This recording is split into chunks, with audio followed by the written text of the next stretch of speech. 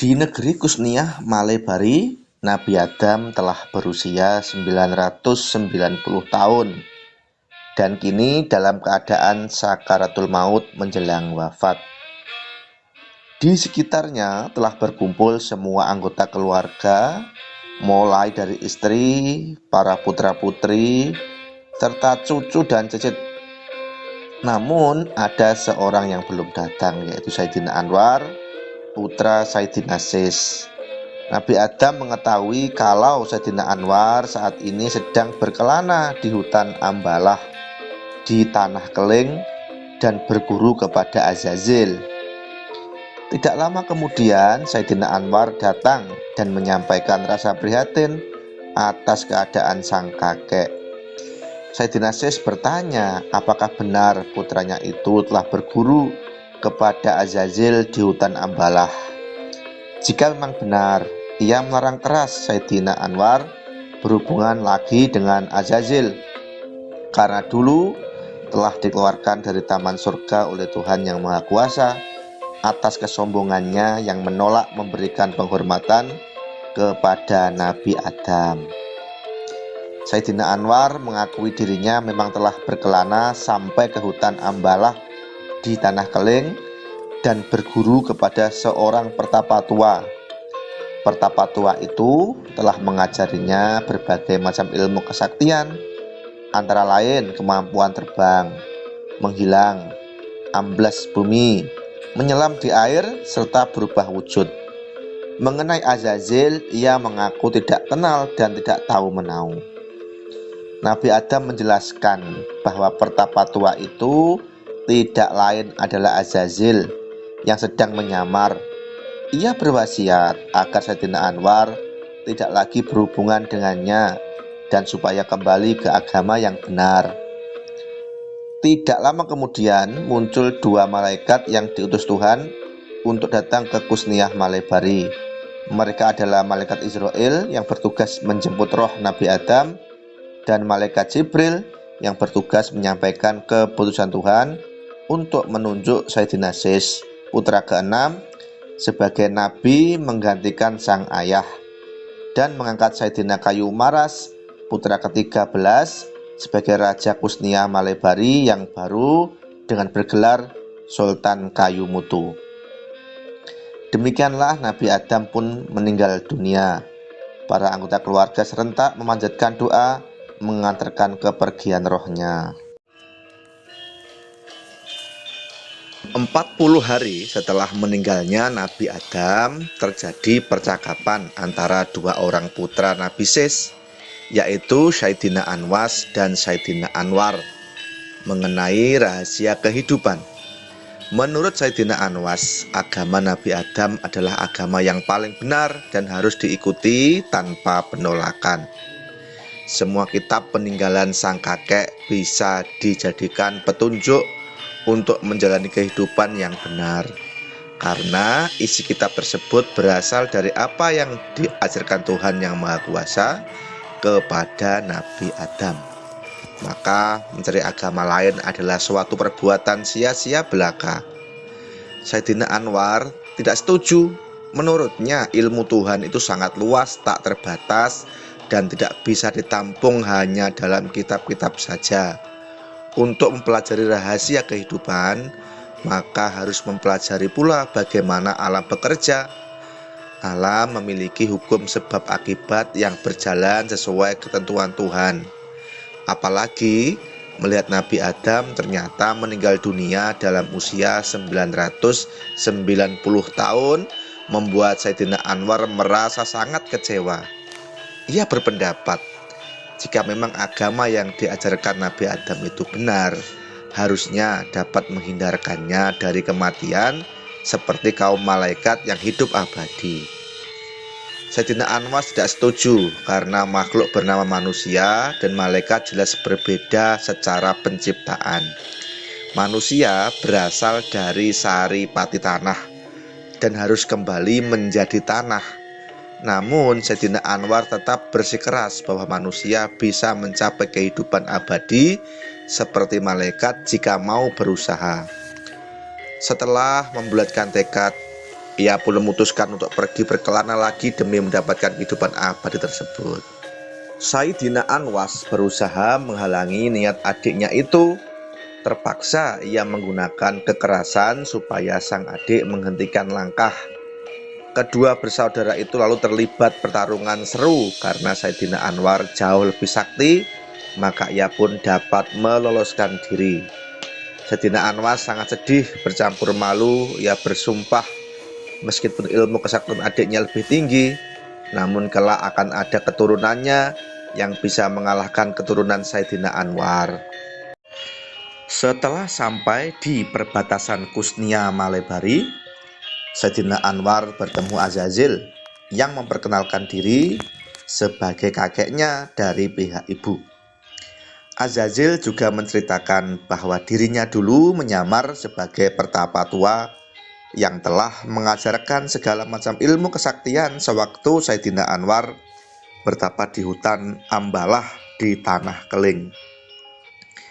Sayyidina Anwar bertanya alasan apa yang membuat Nabi Adam berwasiat agar dirinya tidak lagi berhubungan dengan Azazil. Azazil pun menceritakan latar belakang permasalahan ini. Dulu di Taman Surga, ia adalah pemuka kaum yang paling tekun beribadah kepada Tuhan. Sampai akhirnya Tuhan berkehendak memilih manusia bernama Adam sebagai khalifah di muka bumi. Para malaikat menyampaikan keluhan kepada Tuhan bahwa manusia hanyalah makhluk yang suka berbuat kerusakan. Tuhan lalu mengajarkan berbagai ilmu pengetahuan kepada Nabi Adam, sehingga para malaikat pun mengaku kalah. Maka ketika Tuhan memerintahkan kepada para malaikat untuk menyatakan tunduk dan memberikan penghormatan kepada Nabi Adam, mereka pun serentak mematuhi, kecuali Azazil, sang pemuka yang dulu bernama Abid. Azazil tetap pada pendiriannya bahwa manusia adalah makhluk yang mudah berubah-ubah hatinya, sehingga tidak layak mendapatkan penghormatan. Karena menolak perintah Tuhan itulah Azazil pun dikeluarkan dari Taman Surga. Sayyidina Anwar mendengarkan cerita itu dengan seksama dan merasa pendapat Azazil ada benarnya. Namun menentang perintah Tuhan jelas adalah perbuatan yang keliru. Ia tidak mau terlibat dalam permusuhan antara Nabi Adam dan Azazil karena keduanya adalah sama-sama kakek baginya. Ia hanya ingin bisa hidup abadi seperti bangsa malaikat. Azazil berjanji akan membimbing cucunya itu dalam mewujudkan cita-citanya. Sayyidina Anwar sangat gembira dan bersedia mematuhi segala nasihatnya. Mereka berdua lalu berangkat menuju ke kutub utara untuk mencari sumber keabadian tersebut yang konon akan memancar dari mustika awan mendung di sana. Azazil dan Sayyidina Anwar akhirnya sampai di tanah Lulmat yang terletak di balik kutub utara. Di sana Sayyidina Anwar kemudian bertapa memohon kemurahan Tuhan. Setelah sekian lama bertapa melawan hawa dingin, datanglah sekumpulan awan mendung yang berasal dari lautan rahmat. Dari awan mendung tersebut memancar keluar air keabadian yang disebut Tirto Marto Kamandanu. Atas nasihat Azazil, Sayyidina Anwar segera mandi dan meminum air keabadian tersebut. Setelah itu, ia pun berniat menampung air yang masih terus memancar agar kelak bisa diminum anak cucunya. Namun, ia tidak tahu bagaimana caranya dan juga tidak memiliki wadah yang tepat. Memahami hal itu, Azazil pun menyerahkan supu manik Astogino, milik Nabi Adam dan Siti Hawa. Dulu, supu manik tersebut menjadi wadah benih yang mereka keluarkan saat peristiwa lahirnya Nabi Sis. Supu manik itu kemudian terhempas oleh angin topan dan ditemukan Azazil di dalam lautan. Sayyidina Anwar menerima supu manik itu. Meskipun ukurannya kecil, namun memiliki daya kesaktian mampu menampung semua air keabadian yang dipancarkan awan mendung tersebut sampai habis. Setelah dirasa cukup, keduanya lalu pergi meninggalkan tanah Lulmat. Sesampainya di luar kutub utara, Azazil pamit pergi meninggalkan Sayyidina Anwar yang kemudian melanjutkan perjalanan pulang sendiri. Di tengah jalan, Sayyidina Anwar menemukan pohon rewan, yaitu sejenis pohon ajaib yang tidak memiliki daun sama sekali, tapi bisa hidup sehat. Suara hatinya berkata bahwa akar pohon gundul tersebut bernama Oyot Mimang, merupakan pusaka yang sangat ampuh. Sayyidina Anwar lalu mengambil Oyot Mimang itu dan menjadikannya sebagai pusaka yang diberi nama Lata Mao Sadi. Keampuhan akar pohon ini adalah dapat digunakan untuk menyembuhkan segala macam penyakit, bahkan bisa menghidupkan orang mati. Akan tetapi karena menyimpan Lata Mahosadi tanpa persiapan, tiba-tiba pikiran Sayyidina Anwar menjadi bingung. Ia tidak tahu kemana arah jalan pulang menuju Kusnia Malebari. Maka ia pun berjalan secara serabutan dan akhirnya terlunta-lunta selama ribuan tahun. Sesampainya di tepi Laut Hitam, Sayyidina Anwar bertemu dengan Harut dan Marut. Di sana, Sayyidina Anwar berguru ilmu pengetahuan kepadanya. Harut dan Marut mengajarinya berbagai ilmu, di antaranya tentang ilmu sihir serta bahayanya. Selanjutnya, Sayyidina Anwar belajar tentang alam semesta serta lapisan-lapisan alam yang ada di dunia ini. Marut menceritakan bahwa Tuhan menciptakan alam tidak hanya beberapa, melainkan ribuan alam Tuhan menciptakan. Selanjutnya tentang bintang-bintang dan menceritakan kondisi surga dan neraka. Harut Marut menyampaikan surga itu bentuknya seperti gunung, ada yang di puncak dan ada yang di bawah atau lembah. Sedangkan neraka bentuknya seperti jurang yang sangat dalam. Sayyidina Anwar sangat terpesona dengan ilmu yang diajarkan oleh Harut dan Marut. Sayyidina Anwar sangat bersyukur karena ia telah banyak mendapat ilmu dari Harut dan Marut. Sebelum meninggalkannya, Harut dan Marut memberikan ilmu tentang kebijaksanaan serta ilmu berbicara dengan berbagai jenis makhluk hidup. Kini Sayyidina Anwar tidak perlu lagi kembali ke negeri Kusnia Malebari, karena semua anggota keluarga yang dikenalnya pasti sudah meninggal dunia. Maka ia lantas menanyakan di mana letak surga dan neraka, karena penasaran ingin melihat bagaimana keadaan di dalam sana. Harut memberikan petunjuk bahwa kalau ingin melihat surga dan neraka, ada seseorang yang bisa membantu menunjukkannya. Letaknya di hulu Sungai Nil. Sayyidina Anwar segera mengikuti petunjuk gurunya. Ia pun mendatangi Sungai Nil dan berjalan menyusuri sungai terpanjang di dunia tersebut.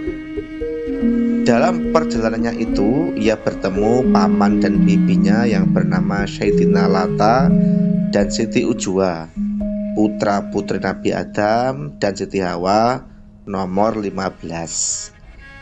Sayyidina Anwar sangat terkejut melihat paman dan bibinya itu masih hidup. Ternyata mereka berdua dulu kabur dari Kusnia Malebari karena tidak bersedia dinikahkan dengan saudara yang lain, sebagaimana yang pernah dikeluhkan Sayyidina Qabil. Mereka juga tidak mengikuti agama Nabi Adam dan memilih mencari jalan kehidupan sendiri, sehingga akhirnya menemukan cara agar bisa tetap awet muda. Sayyidina Anwar kemudian berguru kepada paman dan bibinya tersebut, dan ia memperoleh ilmu pengetahuan tentang bagaimana cara melihat masa depan. Setelah dirasa cukup, Sayyidina Anwar lalu melanjutkan perjalanan menuju hulu Sungai Nil. Sayyidina Anwar telah sampai di hulu Sungai Nil yang berupa rawa-rawa sangat luas, bernama Rawa Jambiri Jahiri. Di sana pemandangannya adalah Gunung Kapsi yang berkali-kali menyemburkan api mengerikan. Sayyidina Anwar melihat air yang mengisi rawa-rawa tersebut ternyata bersumber dari mata air di Gunung Kapsi. Maka ia pun melanjutkan perjalanan mendaki gunung tersebut. Di puncak gunung ia bertemu seseorang kakek tua yang mengaku sebagai penguasa surga dan neraka. Kakek tua itu tidak lain adalah Azazil yang sedang menyamar. Ia mengatakan bahwa Sayyidina Anwar yang berarti tulus dalam mematuhi petunjuk kedua gurunya berhak menerima anugerah Tuhan berupa permata Retno Dumilah. Melalui permata tersebut, Sayyidina Anwar dapat menyaksikan keindahan surga dan kengerian neraka.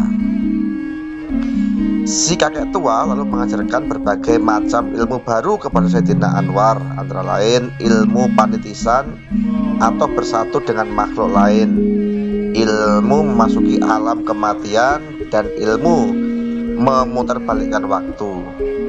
Setelah selesai, kakek tua itu memerintahkan kepada Sayyidina Anwar untuk bertapa ke Pulau Lakdewa yang terletak di Samudra Hindia.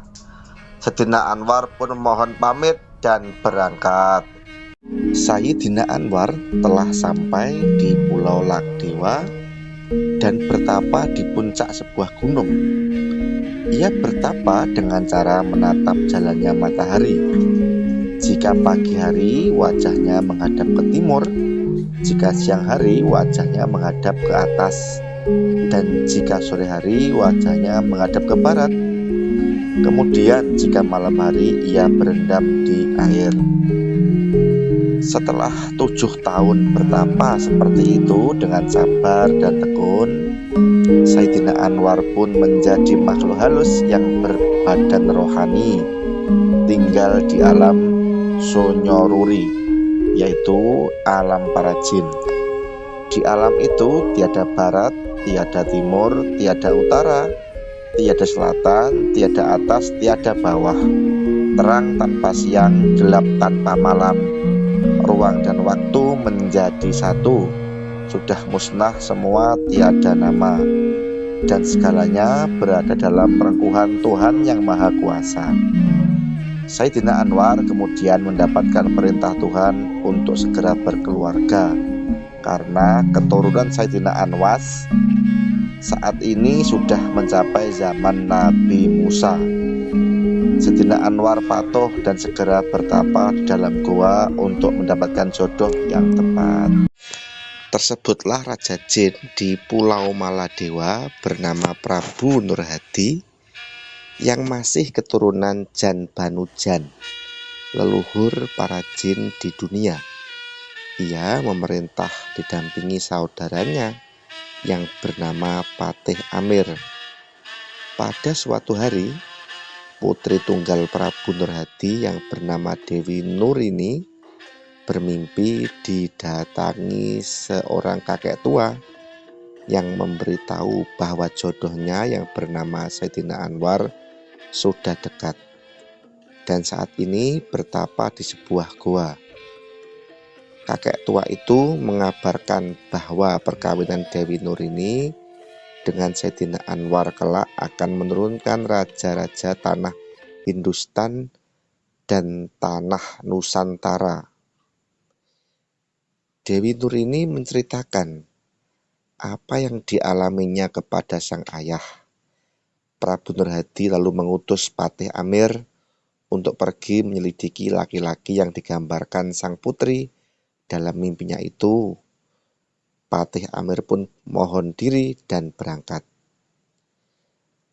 Perjalanan Patih Amir akhirnya sampai di Pulau Lakdewa dan ia menemukan seorang laki-laki di dalam goa yang tubuhnya bercahaya tapi tidak menyilaukan, seperti sinar bulan purnama. Setelah berkenalan dan mengetahui bahwa laki-laki itu bernama Saidina Anwar, seperti yang ia cari, Patih Amir pun mengajaknya pergi ke Pulau Maladewa untuk bertemu Prabu Nurhadi dan Dewi Nur ini. Prabu Nurhadi menerima kedatangan Saidina Anwar dan Patih Amir. Dilihatnya sosok Saidina Anwar ternyata berwajah tampan dan tubuhnya bercahaya seperti bulan purnama, membuat hatinya sangat berkenan. Dewi Nur ini juga yakin kalau Saidina Anwar ini sesuai dengan petunjuk yang diberikan si kakek tua dalam mimpi. Maka pernikahan di antara mereka pun dilangsungkan di Pulau Maladewa dan Saidina Anwar berganti nama menjadi Sanghyang Nur Cahyo. Singkat cerita, Dewi Nur ini telah mengandung dan melahirkan seorang bayi laki-laki yang diberi nama Sanghyang Nuroso. Prabu Nurhadi merasa sudah tiba saatnya untuk mengundurkan diri dari tahta kerajaan Maladewa dan menyerahkan kepada sang menantu. Maka sejak saat itu Sanghyang Nur Cahyo menjadi pemimpin kerajaan Maladewa yang namanya kemudian diganti menjadi Kahyangan Pulau Dewa.